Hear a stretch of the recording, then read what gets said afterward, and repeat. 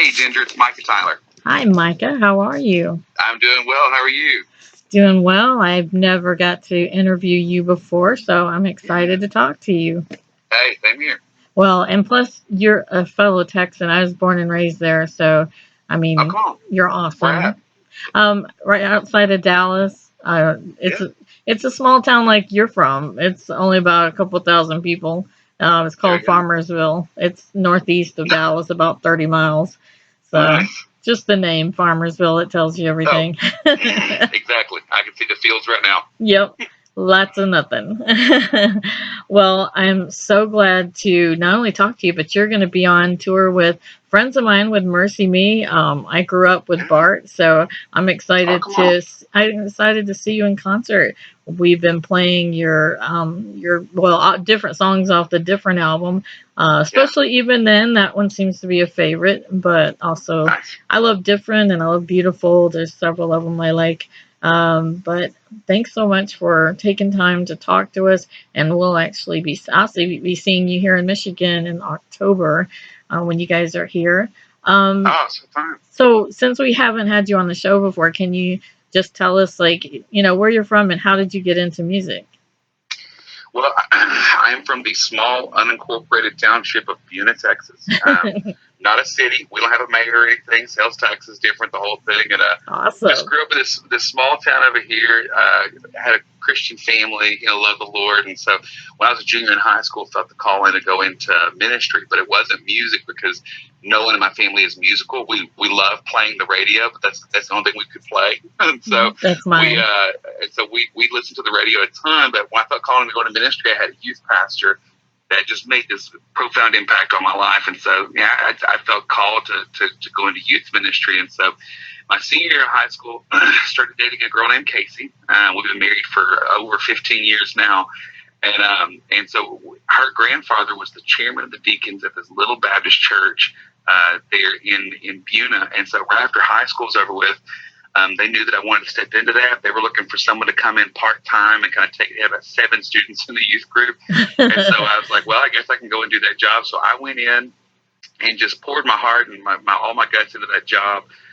When I was about 20, I started looking around at other youth groups and started seeing that they all had like a student in their youth group who was leading worship for the rest of the group. And I was like, oh my gosh, I'd love to have one of those kind of kids in the youth group. You can't go get a kid, but you can go buy a guitar. So I went and bought a guitar, hoping that one of the kids in my youth group would learn how to play it. And I remember bringing it in, and those kids could not have been less interested in that guitar. And I was so bummed because I'm going like, oh my! But the thing is, this is before you could hop on YouTube and learn how to And play every learn, song in yeah. the world. And so it's like it would take some hard work to do. So I was like, oh my gosh! So I went out and bought a book and just like learned one song. I think I learned "Open the Eyes of My Heart," and and started playing that song for a couple of weeks in a row for the youth group. I played that guitar for about 2 months, and I finally got up enough courage to play one song. And so after a couple of weeks of playing that song, they said, can you learn another one? We're getting tired of this one. Okay, so started learning other songs, and then it turned into the youth pastor buddies of mine calling me up and asking me to come in and lead worship for their groups, and me just kind of going around playing some places. And I started writing songs that went along with my sermons, and that turned into just writing songs that kind of honored the Word of God. And next thing I knew, 27, been married for 7 years. We had 2 kiddos. The third one hadn't come yet. But we felt like that the Lord was changing that calling in our life. And it was, at the end of the day, all of us are called to be faithful. And it's just faithfulness looks like different things sometimes. And so for us, faithfulness was youth ministry for 9 years. And served there and loved doing it and would still be doing it today if the Lord had not changed that calling. But all of a sudden, music just kind of became the forefront of what we felt like we needed to be faithful to. And so we sold over half of what we owned, bought a single wide mobile home trailer, put it on some borrowed land, and I started doing some odd jobs. I was a substitute teacher at an elementary school. I mowed grass for people, and I also drove a sausage delivery truck. Oh my gosh. Yeah, and so that was not an easy job for sure. It wasn't a crazy job, but it was me waking up at about 2:30 in the morning and loading up 300 boxes or cases of this of different food and putting it in a refrigerator truck and then driving for 10, 11 hours a day, delivering it around the local grocery stores and kind of throughout Southeast Texas.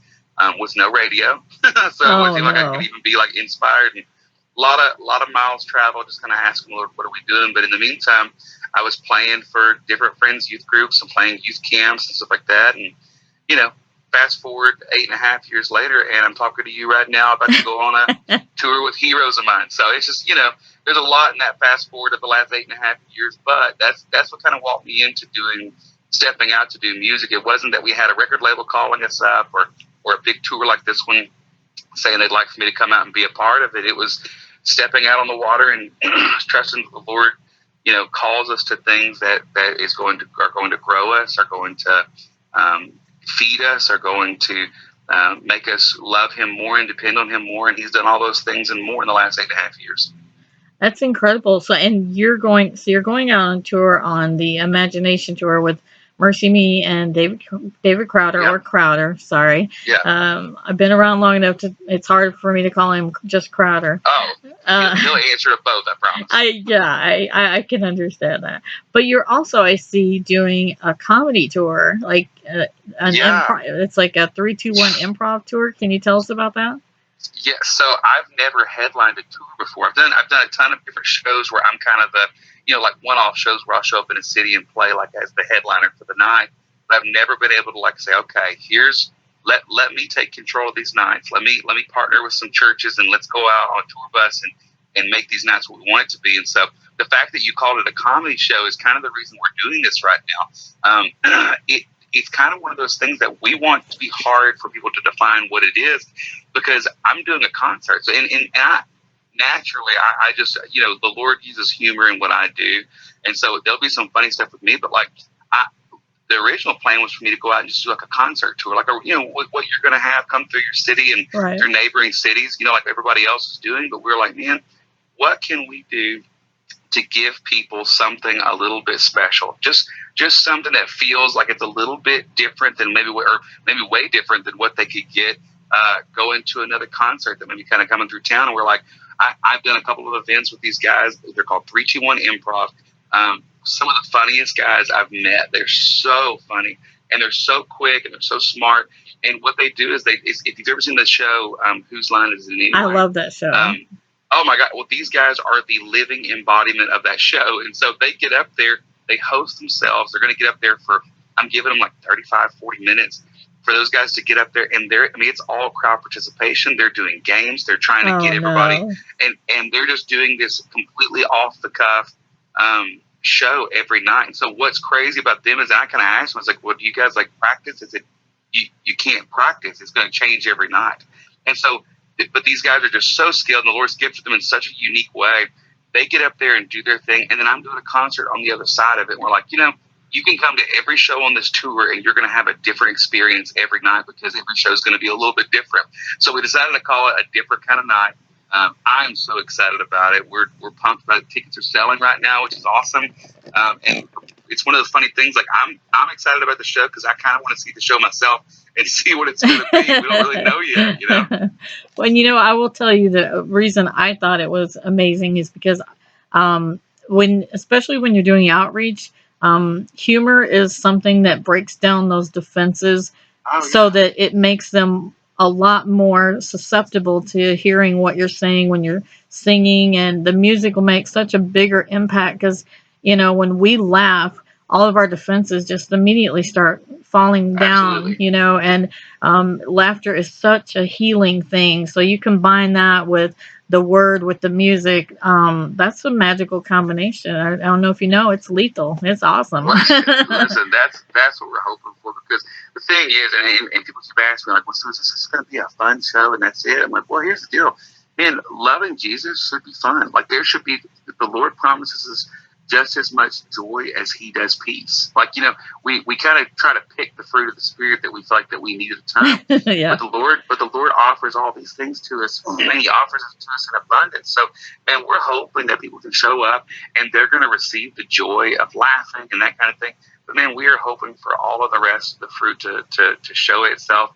What God's going to do that night as well, as we seek out someone who may need peace, or someone who may need patience, or someone who may need just we want to reach out there and lift up the gospel and let the gospel do what it's going to do. And so, man, I'm what I'm really excited about is I'm going to actually be playing some brand new songs that I haven't played yet live because we're making a new album right now.